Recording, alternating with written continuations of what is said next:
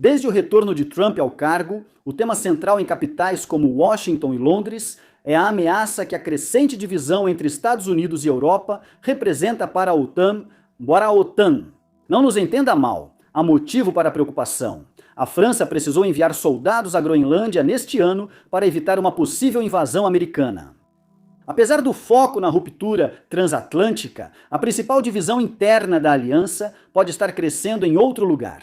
A Turquia, membro da OTAN desde 1952, revelou seu primeiro míssil balístico intercontinental. Está rapidamente desenvolvendo uma indústria nacional de defesa projetada para operar de forma independente de seus aliados. E passou a era Erdogan, deixando claro que os interesses de Ankara e os interesses da OTAN nem sempre estão alinhados.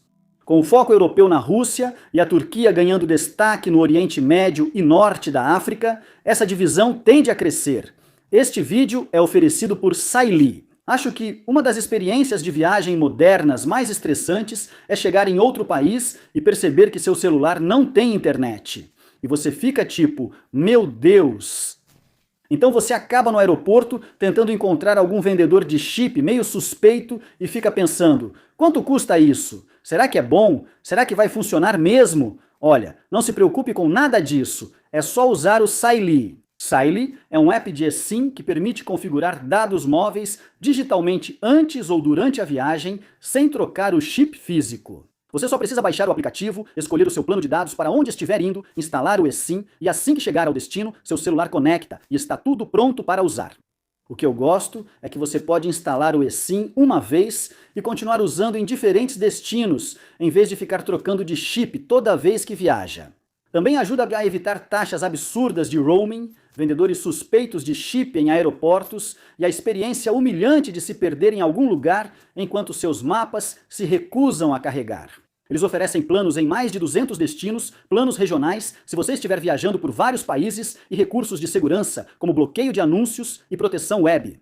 Sinceramente, isso se torna muito útil ao sair do país. Ganhe 15% de desconto nos planos de dados da Saili usando o código WARFRONTS na finalização da compra. Baixe o aplicativo da Saili ou acesse saili.com/warfronts. Agora, de volta ao episódio de hoje.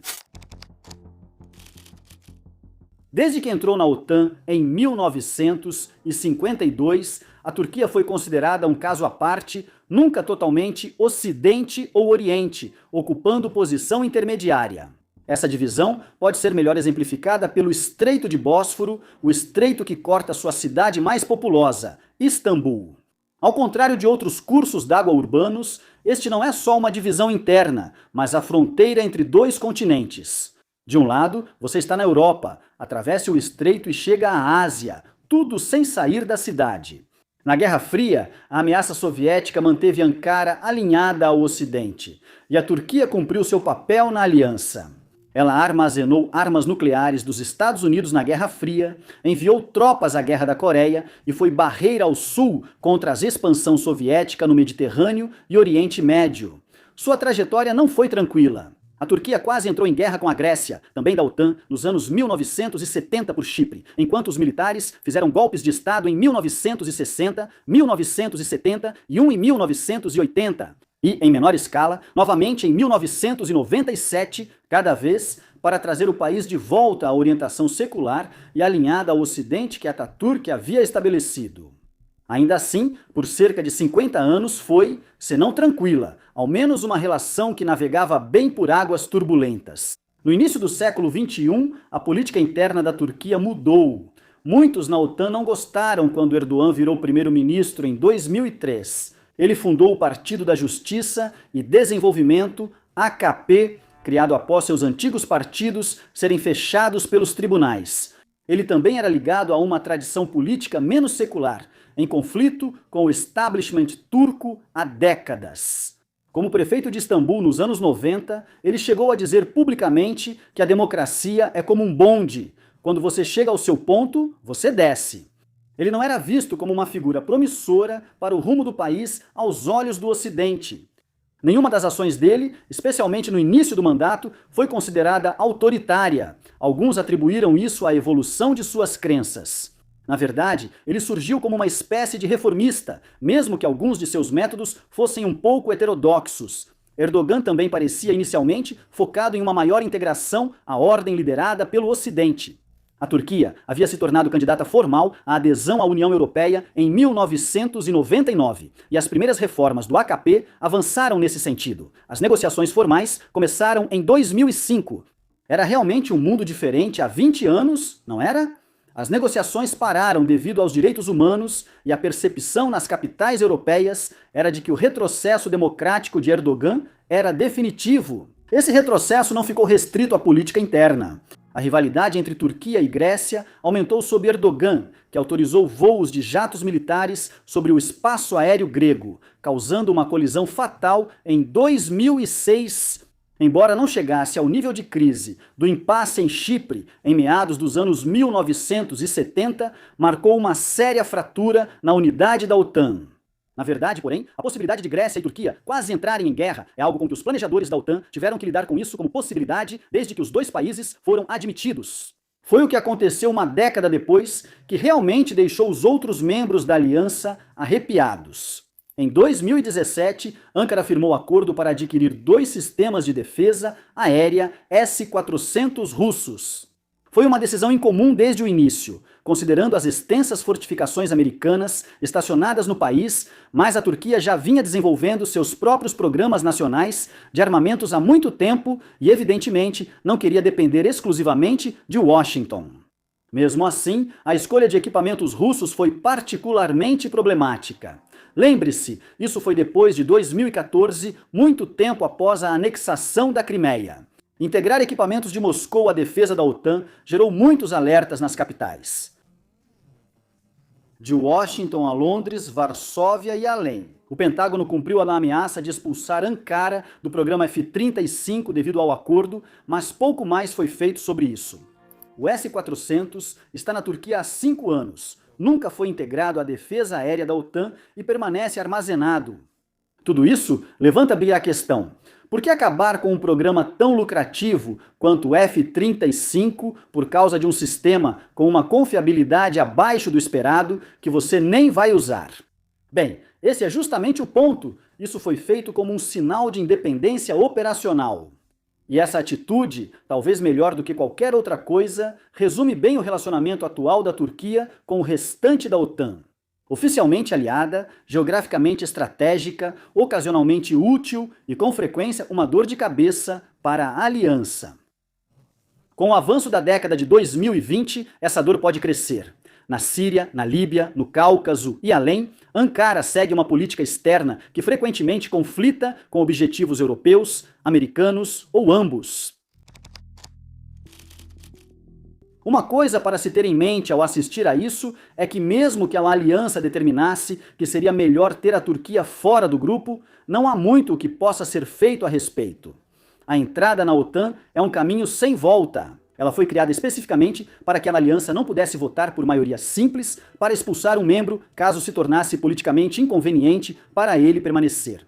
Essa foi uma lição tirada da Dělnice, traição da Tchecoslováquia na Segunda Guerra, quando Grã-Bretanha e França abandonaram os tchecos tentando apaziguar Hitler. Uma aposta que fracassou, já que você sabe que ele era literalmente Hitler. Mesmo que a OTAN pudesse expulsar a Turquia, não há garantia de que a maioria dos membros desejaria isso. A geografia da Turquia, fator decisivo para sua entrada na OTAN, não pode ser subestimada. O país faz fronteira com Irã, Iraque, Síria e Europa, regiões de grande relevância. Essa localização proporciona à aliança diversas vantagens geográficas.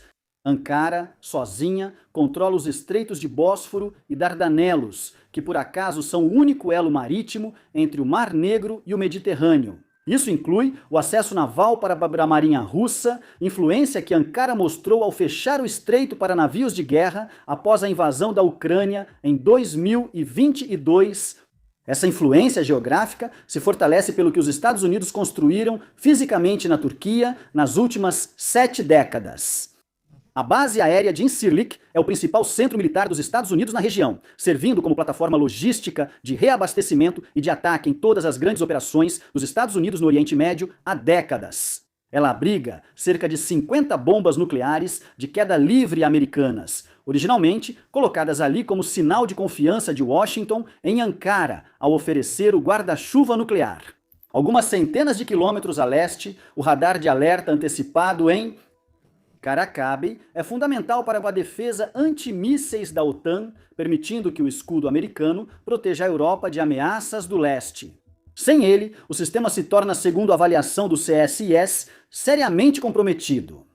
E, fundamentalmente, Erzurum não é uma base americana, mas sim da Turquia, que a controla. Toda a operação dos Estados Unidos lá depende de acordos bilaterais que Ankara pode revisar a qualquer momento. Além disso, há a migração. A Turquia acolhe quase 4 milhões de refugiados sírios há anos, um fardo para o qual pediu ajuda à Europa e que a UE já pagou bilhões de euros a Ankara para administrar. Em 2019, Erdogan ameaçou abertamente abrir os portões e enviar 3,6 milhões de refugiados para o seu lado. Meses depois, um ataque aéreo sírio matou ao menos 33 soldados turcos em Idlib, no dia mais fatal para o exército turco desde sua intervenção. Erdogan então cumpriu sua ameaça, ainda que de forma atenuada. Em poucas horas, Ankara mandou a polícia de fronteira recuar e enviou milhares de refugiados para a fronteira grega, em Edirne, assim como Lukashenko, em Belarus, usa migrantes como arma política. A crise acabou sendo contida, mas a demonstração foi clara o suficiente. Quando Ankara tem cartas na manga, não tem medo de usá-las. Isso nos traz até hoje, quando a Turquia acaba de revelar seu primeiro míssil balístico intercontinental. O Yildirim, como eles o chamam, não é um sistema de mísseis comum. Agora, a Turquia é o único membro não nuclear da OTAN com uma arma tão avançada. Essas armas são raras, porque para a maioria dos países não são necessárias. Potências regionais ao redor do mundo deixaram de lado esse tipo de arma, desde a Polônia até a Arábia Saudita e até mesmo o Paquistão, que possui armas nucleares, porque seu alcance vai muito além da vizinhança do país, geralmente definido como superior a 5.500 quilômetros. Para o público americano, isso equivale à distância entre Nova York e Londres, ou Tel Aviv e Bangladesh. Estados Unidos, Reino Unido e França foram os únicos membros da aliança a construí-las, pois a dissuasão nuclear exigia isso.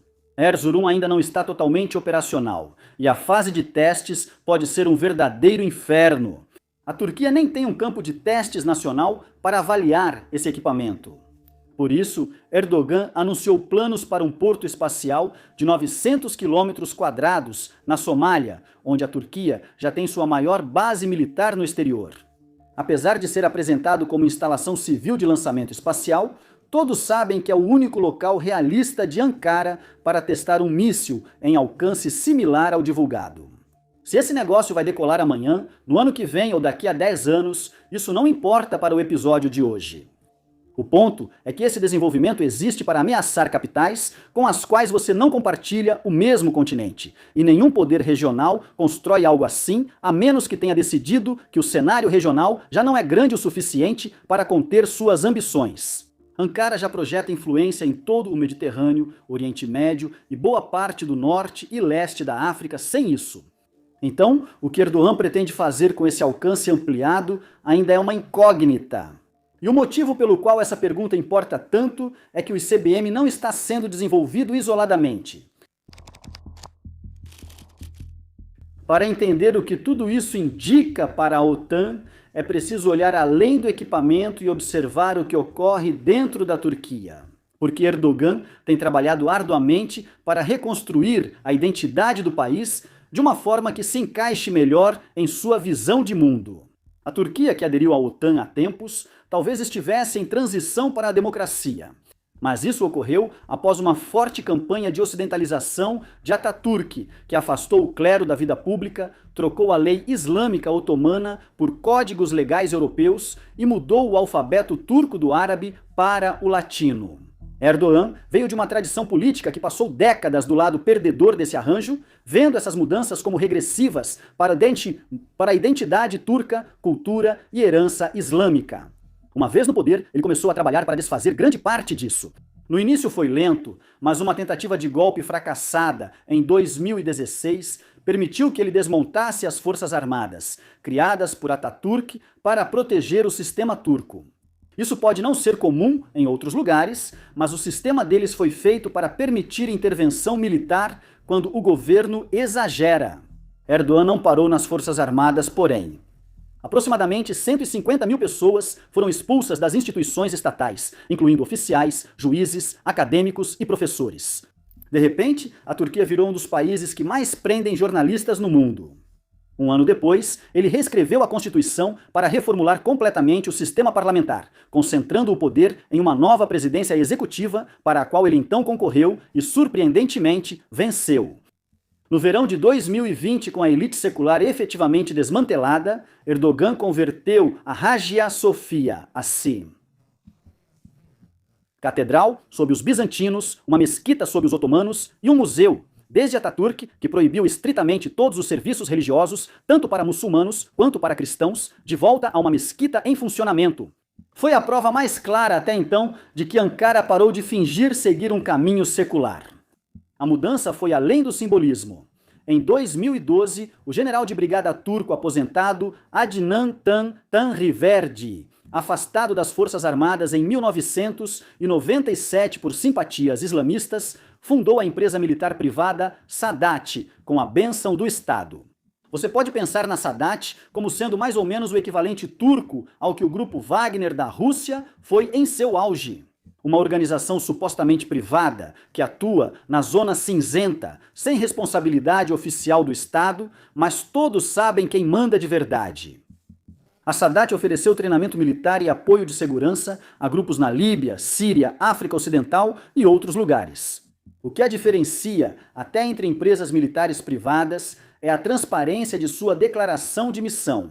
O manifesto corporativo deles define seu propósito como libertar países muçulmanos da dependência de países ocidentais imperialistas e cruzadistas, e contribuir para a colaboração e cooperação industrial defensiva entre países islâmicos visando servir a União Islâmica. Fim da citação. Que citação longa! A Turquia não é o único país da OTAN com maioria muçulmana. Há também a Albânia, e a Macedônia do Norte tem a população quase meio a meio, mas é o único membro a abandonar essa tradição de secularismo. Deixando tudo isso de lado, onde essa visão de mundo realmente entra em conflito com a do maior membro da OTAN, os Estados Unidos, não envolve o islamismo político. Na verdade, envolve um país que nem sequer é membro da OTAN. Dizer que Erdogan não é fã de Israel é como dizer que os irlandeses não gostam muito de Oliver Cromwell. Embora líderes da OTAN tenham manifestado preocupação com Israel em Gaza, usaram linguagem cautelosa ou diplomática. Em 2024, porém, Erdogan declarou que a Turquia apoia firmemente o Hamas e chamou Netanyahu de pior que Hitler. E sim, essa é uma citação direta. Não é uma relação calorosa, para dizer o mínimo, e o que se destaca não é só a franqueza de Erdogan.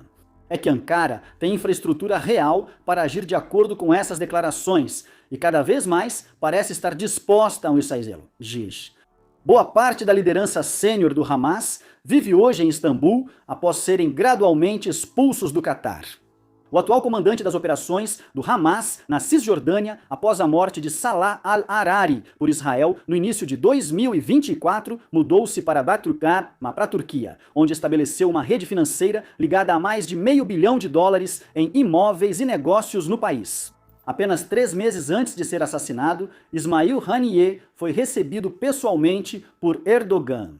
A inteligência israelense afirmou que a relação vai além disso, ligando o atentado à bomba em Tel Aviv em 2024 diretamente a uma rede do Hamas que operava a partir de Istambul.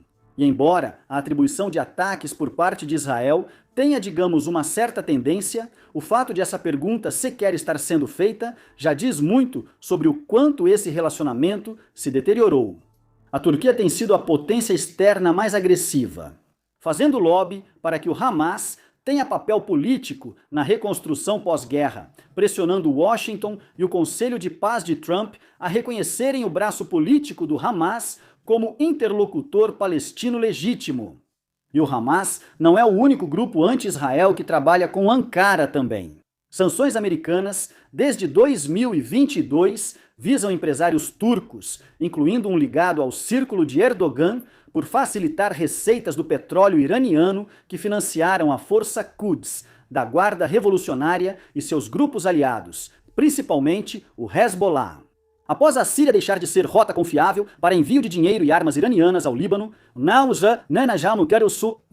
a Turquia teria ocupado esse espaço com voos suspeitos registrados e a inteligência israelense destacando 2 voos comerciais turcos para Beirute. Em fevereiro, afirmou-se que esses voos levaram malas com dinheiro para operações militares do Hezbollah. Israel apresentou queixa ao Conselho de Segurança da ONU, enquanto a Turquia negou o envolvimento. Resta perguntar por que Ankara se importaria. Israel não faz parte da OTAN, então, em teoria, a aliança não deveria se preocupar mais do que na disputa das Malvinas entre Grã-Bretanha e Argentina nos anos 80. Mas é claro que as coisas não são tão simples, porque Israel é um aliado extremamente próximo do membro mais importante e mais poderoso da OTAN, os Estados Unidos. O relacionamento em ruínas entre Ankara e Jerusalém está virando uma guerra fria entre um membro-chave da OTAN e o principal parceiro dos Estados Unidos no Oriente Médio. Até agora, os Estados Unidos evitaram tomar partido, pois nenhuma capital forçou a questão. Mas, se Washington tivesse que escolher um lado, a resposta seria clara. O compromisso dos Estados Unidos com Israel é um dos aspectos mais inabaláveis da política externa. Esse compromisso sobreviveu a todas as mudanças eleitorais durante boa parte de um século e, pelo menos sob o governo Trump, não parece que vá mudar tão cedo. O que levanta uma pergunta óbvia. Como exatamente a Turquia está evitando a ira de Trump em relação a tudo isso? Quando potências revisionistas desafiam o sistema internacional, não faltam exemplos. Regimes párias buscam agir de forma independente e desafiar a ordem internacional que veem como dominada pelos Estados Unidos. Alguns, como a China, tiveram sucesso relevante. Outros tentaram e fracassaram, como parece ser o caso da Rússia. Alguns são totalmente insanos. Um salve para a Coreia do Norte, mas o que sempre aparece nas conversas sobre a Turquia é o Irã. A comparação realmente ganhou força no início deste ano, quando o ex-primeiro-ministro israelense Naftali Bennett declarou que a Turquia era o novo Irã, deixando analistas debatendo o quanto essa analogia faz sentido. O Irã simboliza a resistência aos Estados Unidos desde a Revolução Islâmica de 1979 e, em grande parte, definiu seu propósito. Em oposição ao que consideram o imperialismo americano e israelense na região. Embora tenham tido sucesso em construir seu eixo de resistência, que vai do Hezbollah no Líbano, aos Houthis no Iêmen, ao Hamas em Gaza e além, isso tem um custo altíssimo. E embora tenhamos abordado esse custo extensivamente em episódios anteriores aqui no War Fronts, o que torna tudo isso tão relevante hoje é o quanto isso dificultou a capacidade de Teherã de ser a potência que sempre quis ser. Não nos entenda mal, eles encontraram alternativas, mas isso tornou a vida muito difícil para o povo iraniano e as consequências econômicas limitaram seus impactos no exterior.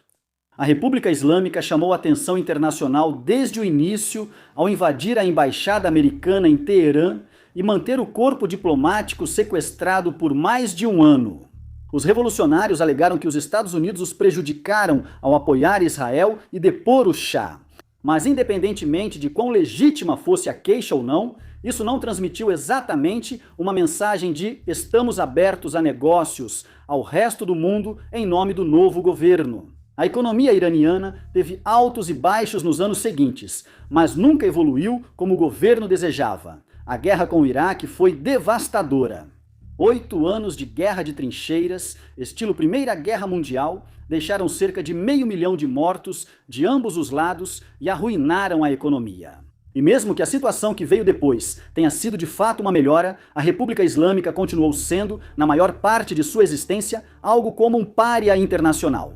Mais de 40 anos de sanções que se intensificaram significativamente com o passar do tempo, com apenas uma breve trégua em 2015. O JCPOA excluiu o país do sistema financeiro internacional, isolou dos mercados de capitais ocidentais e forçou a operar uma economia paralela baseada em escambo. Tudo isso para contrabandear ouro e criar empresas de fachada em qualquer país que aceitasse, ficando fora do radar. O alto custo de construir e manter seu eixo de resistência só agravou a situação. Dezenas de bilhões de dólares foram investidos no Hezbollah, Hamas, nos Houthis e nas milícias iraquianas ao longo de décadas, uma política externa paralela conduzida pela Guarda Revolucionária que manteve o Irã relevante em toda a região. No entanto, isso também drenou uma economia que já estava funcionando no limite, tirando o pouco investimento que poderia estar disponível para ela. A Turquia acompanhou tudo e concluiu o oposto sobre como atingir seus objetivos. Para Ankara, o Irã é sim um modelo, mas um modelo do que não se deve tornar. Ankara tem a sorte de partir de uma posição muito melhor. Erdogan não precisou criar do zero as bases de uma potência regional, pois a maioria já existia quando assumiu em 2003. A Turquia não era a potência militar de hoje, mas também não era um país com quem se quisesse brigar. Ela também havia firmado uma união aduaneira com a União Europeia, dando aos exportadores turcos acesso quase livre de tarifas ao maior mercado único do mundo, além de o país já ter assento no G20. Desde então, Erdogan focou em transformar a Turquia em fabricante de armas, e hoje, 20 anos depois, o país compete diretamente com aqueles dos quais antes precisava comprar. O destaque deles é o programa de drones, considerado de classe mundial, que fez da Turquia o maior exportador de drones armados por anos seguidos. Eles produzem artilharia sob licença da Coreia do Sul, desenvolvem um caça de quinta geração já contratado pela Indonésia e venderam 45 jatos de treinamento para a Espanha no ano passado. As exportações de defesa subiram de 250 milhões de dólares anuais quando Erdogan assumiu para mais de 10 bilhões de dólares no ano passado. Isso representa um aumento de 40 vezes sob um único governo. E agora, eles também são a segunda maior força militar da OTAN, ficando atrás apenas dos próprios Estados Unidos. Ao contrário do Irã, nada disso custou à Turquia sanções, exclusão internacional ou afastamento do sistema financeiro ocidental. Enquanto a República Islâmica buscava se tornar a principal potência militar do Oriente Médio, a Turquia provavelmente já alcançou esse objetivo. E ainda assim, apesar de todo esse progresso, a Turquia não está em uma posição tão invejável quanto gostaria de estar. Entre 2018 e 2023, Erdogan demitiu ou forçou a saída de 3 presidentes diferentes do Banco Central, todos pelo mesmo motivo: aumentar as taxas de juros em resposta à inflação que subia constantemente. Procedimento comum de bancos centrais no mundo. A base da política de juros era claramente teológica. Ele chamou as taxas altas de mãe e pai de todo o mal, se colocando como um defensor do que descreveu como finanças islâmicas. Após trocar diversos presidentes do Banco Central, ele reduziu drasticamente as taxas de juros em todos os setores, mesmo com a inflação em alta. No final de 2022, com a medida oficial da inflação em 85% ao ano e uma métrica independente mais confiável internacionalmente apontando para impressionantes 185%, Erdogan foi forçado a mudar de rumo. Ele reconduziu Mehmet Şimşek, um ex-ministro das Finanças considerado quase o único capaz de recuperar a economia turca. Şimşek conseguiu, mais ou menos. Ele teve que aumentar a taxa de juros do Banco Central para 50% para conseguir isso, e manteve nesse patamar por quase um ano inteiro. Só para contextualizar, o equivalente nos Estados Unidos está atualmente um pouco acima de 3,5%, e os políticos americanos estão reclamando que isso já é alto demais. Quando 2025 estava chegando ao fim, a inflação tinha caído para pouco mais de 30%. Uma baita melhora, mas ainda algo que seria considerado uma crise em muitos outros países. A própria lira conta essa história de forma bem clara. Ela perdeu cerca de 17% do seu valor em relação ao dólar só no último ano, passando de 45 para 1 dólar no início deste mês. Esse tipo de trajetória não atrai o capital estrangeiro de longo prazo que Ankara precisa para financiar seus projetos. E não é só o capital estrangeiro que está saindo. Quase um terço dos turcos de 18 a 24 anos não está empregado nem estudando, a maior taxa do mundo desenvolvido, e pesquisas indicam que 2/3 deles querem deixar o país completamente. Em outras palavras, a Turquia pode ter uma máquina militar em crescimento, mas a economia doméstica que a sustenta está longe de ser tão saudável quanto deveria. Só para comparar com outros grandes atores do Oriente Médio, a inflação nos Emirados Árabes Unidos está em torno de 2% e na Arábia Saudita é ainda menor do que isso. As moedas deles não têm o uso internacional do dólar americano, mas são vistas como um lugar muito mais seguro para guardar dinheiro do que a lira. Na prática, essa diferença pode salvar a OTAN de escolher entre Ankara e Jerusalém. Embora a Turquia seja, sem dúvida, um grande ator militar atualmente, as ambições que Erdogan claramente tem precisam de mais do que apenas equipamentos militares. Como a Turquia depende dos mercados ocidentais, não é certo que Ankara queira tomar medidas que afastem o membro mais poderoso da OTAN. Tudo isso deixa a aliança presa em algo difícil de resumir em poucas palavras. Ela tem um membro que ora é aliado, ora rival, e como quando Erdogan bloqueou a entrada da Suécia por mais de um ano, uma pedra no sapato da OTAN. As fragilidades da Turquia a impedem de se afastar totalmente, mas essa situação deve mudar nos próximos anos, apesar de ainda poder ser disfarçada. Com Turquia e Israel liderando blocos opostos na crescente Guerra Fria no Oriente Médio, aumenta a chance de uma das nações forçar a situação. Então, o restante da OTAN precisará decidir entre apoiar a Turquia, membro da aliança, ou seguir os Estados Unidos no apoio firme a Israel. Seja qual for o desfecho, essa crise fará o drama sobre a Groenlândia, no início deste ano, parecer uma pequena discussão em comparação. Obrigado por assistir.